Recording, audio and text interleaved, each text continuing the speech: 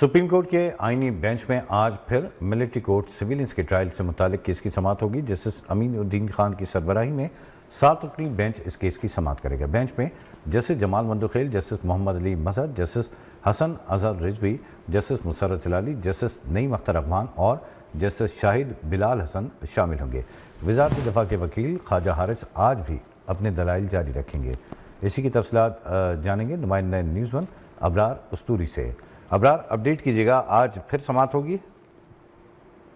جی بالکل، فوجی عدالتوں میں سیویلنس کا ٹرائل سپریم کورٹ میں 7 رکنی آئینی بینچ جسٹس امین الدین خان کی سربراہی میں آج پھر سماعت کرنے جا رہا ہے۔ کچھ دیر بعد سماعت شروع ہونی ہے اور اس بینچ میں جسٹس جمال مندوخیل، جسٹس محمد علی مظہر، جسٹس حسن اظہر رضوی، جسٹس مسرت ہلالی اور جسٹس نعیم اختر افغان کے ساتھ ساتھ جسٹس شاہد بلال حسن بینچ میں شامل ہیں۔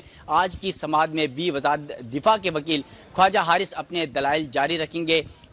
خواجہ حارث نے گزشتہ ہفتے بھی دلائل دیے اور اس ہفتے بھی ان کے دلائل جاری ہیں، تاہم عدالت کے کہنے کے باوجود ان کے دلائل مکمل نہیں ہو رہے ہیں۔ وہ اپنے دلائل کے دوسرے حصے پر جو ہے اس وقت بھی کئی عدالتی نظیریں، خاص طور پر انہوں نے ایف بی علی اور لیاقت حسین کیسز کے حوالے دیے۔ اس کے ساتھ ساتھ گزشتہ روز کی سماعت میں انہوں نے 21ویں ترمیم کا حوالہ دیا، جس کی بنیاد پر ملٹری کورٹس میں جو ٹرائل ہے سیویلین کے ٹرائل کے حوالے سے قانون سازی کی گئی تھی۔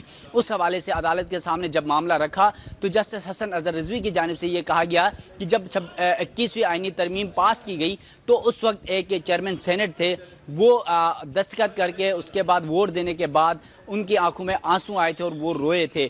تو اس پر جسٹس جمال مندوخیل کی جانب سے کہا گیا کہ اگر انہیں اس طرح کا پچھتاوا تھا تو وہ ووٹ ہی نہیں دیتے، زیادہ سے زیادہ ان کے ساتھ کیا ہوتا، پارٹی سے نکال دیا جاتا۔ تاہم انہوں نے یہ بھی کہا کہ رضا ربانی کی بات ہوئی تھی یہ، اور رضا ربانی بڑے جو ہیں اہم شخصیت ہیں اور خاص طور پر پاکستان کی سیاست اور پاکستان کے قانون کے لیے ان کی بڑی خدمات بھی ہیں۔ اس کے ساتھ ساتھ گزشتہ سماعت پر دیگر ججز کی جانب سے بھی سوالات اٹھائے گئے اور جہاں پر 21ویں ترمیم کی بات کی گئی اس میں ملٹری کورٹس میں اے پی ایس سانے کے حوالے سے جو ترمیم کی گئی تھی اس حوالے سے بھی دلائل جو ہے سوالات جوابات ہوئے، اور خواجہ حارث کی جانب سے یہ کہا گیا کہ 21ویں ترمیم میں اسی لیے ہی قانون سازی کی گئی تھی کیونکہ جو دہشت گردی اور جو جاسوس ہوتے ہیں ان کے حوالے سے سیکشنز شامل کرنے تھے۔ ملٹری کورٹس میں ان کا ٹرائل ہوگا اور آج سماعت میں بھی یہی صورتحال ہے، تو سیکشنز سپریم کورٹ کے 5 رکنی بینچ کی جانب سے یہ نکال دیے گئے ہیں، جس کی وجہ سے دیگر جو چاہے وہ جاسوس ہوں یا پھر دہشت گرد ہوں وہ بھی اس کیٹیگری سے نکل جائیں گے۔ تو اس وجہ سے